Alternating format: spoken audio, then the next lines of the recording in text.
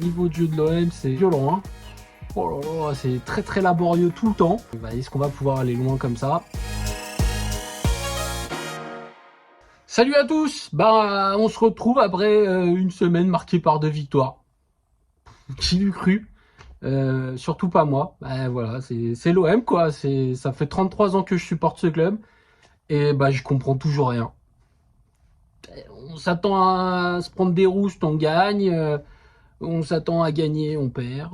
Puis c'est l'OM, c'est comme ça. Voilà. Donc victoire contre l'Ajax jeudi dernier, au bout du suspense, hein, 4-3 après avoir offert l'égalisation à chaque fois aux Néerlandais dans des circonstances incroyables, c'est-à-dire on ouvre le score, on se fait rejoindre, on double la mise, on se fait rejoindre, on triple la mise, on se dit ça y est, c'est gagné, surtout qui joue à 10, ils reviennent au score, crois-le.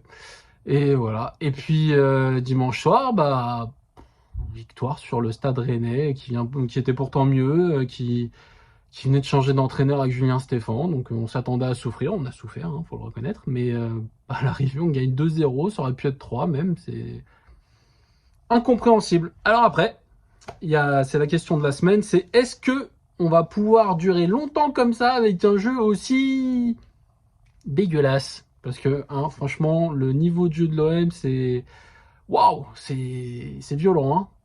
Oh là là, c'est très très laborieux tout le temps. Et est-ce qu'on va pouvoir aller loin comme ça? Alors là, ma réponse c'est je ne pense pas. En tout cas, ça tiendra pas comme ça jusqu'en mai. On ne pourra pas avoir des résultats. Maintenant, d'ici la fin de l'année, il nous reste 5 matchs, me semble-t-il. Donc il y avait l'Olympico cette semaine. Ça dépend de quand vous regarderez cette vidéo. Et après, il y a 3 matchs de championnat plus un d'Europa League. Donc le match d'Europa League contre Brighton, il est important pour savoir si on finit premier et si on est qualifié directement pour les 8e ou les 16e, je sais pas. Plutôt que terminer 2e et passer par les barrages où on retrouverait des 3e de Ligue des Champions. Donc sachant qu'on est déjà qualifié, tout ça, voilà. Bon, Brighton en plus, ils ont perdu 2 joueurs essentiels, là, Fati et Lante, donc on s'en voit un petit peu, hein, voilà. Et les autres matchs, c'est assez abordable. Alors évidemment, j'ai oublié l'identité de nos prochains adversaires. Mais il y a du Lorient, il y a du Montpellier, le 3e, je ne sais plus lequel c'est, mais tout est très abordable. Alors je me dis, ce qu'il faut, c'est restaurer la confiance dans cet effectif, c'est l'essentiel. Donc en vrai, continuons de jouer, de pas jouer, mais de gagner. C'est très bien. Et si on prend 12 points sur les 4 derniers matchs de l'année, on aura recollé à la première partie du classement. Pablo, il pourra nous faire tout ce qu'il veut pendant le mois de janvier, retoucher l'effectif et tout ça.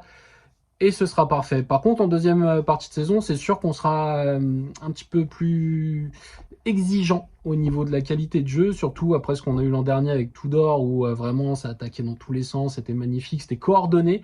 Là, c'est oh là là, on dirait que chacun fait son petit numéro dans son coin, qu'il n'y a pas de lien entre chaque secteur et tout. Alors, c'est difficile de se projeter.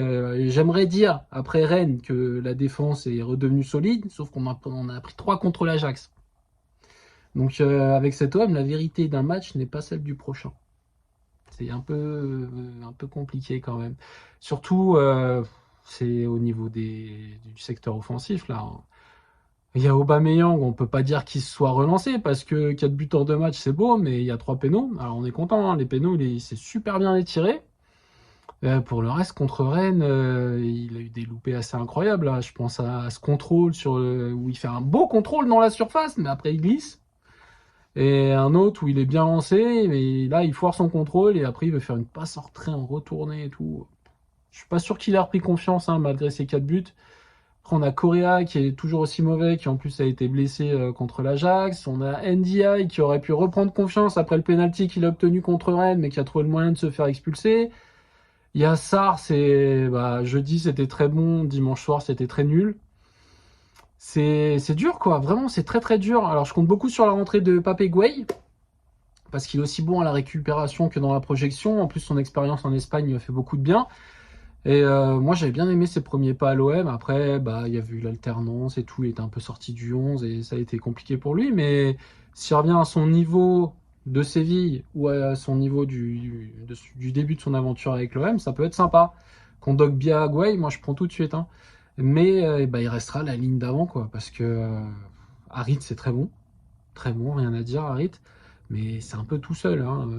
Unai, malgré son but assez joli contre Rennes, et encore, s'il y a autre chose que Mandanda dans les buts, je pense que le gardien peut la détourner. Mais Unai, c'est trop indolent, quoi. On dirait qu'il n'est pas concerné, le gars, quoi. Mais tous les autres, bah, ils sont branchés sur courant alternatif, plus le manque de confiance. C'est très compliqué. Donc, c'est pour ça, d'ici la fin de l'année, évitons de les critiquer. On s'en fout si ça joue mal et tout. Rappelez-vous, avec Deschamps, ça jouait mal, mais on gagnait. On était heureux, on gagnait des titres, c'était bien. Là, on va gagner aucun titre cette année, c'est sûr. Mais arrêtons de plomber le moral de nos joueurs. Acceptons le fait qu'au niveau du jeu, c'est catastrophique. En vrai, du moment qu'ils prennent les 3 points, moi, ça me va très bien. Je me couche bien mieux en ayant gagné après un match dégueulasse qu'en ayant perdu après avoir super bien joué. Donc, continuons comme ça. Tenons jusqu'au mois de janvier. Engrangeons le maximum de points. Et après janvier et le mercato d'hiver, on pourra se montrer plus exigeant envers l'équipe, envers les dirigeants, envers Gattuso. D'ici là, on serre les fesses. Et puis, bah, allez l'OM. Bonne semaine à tous.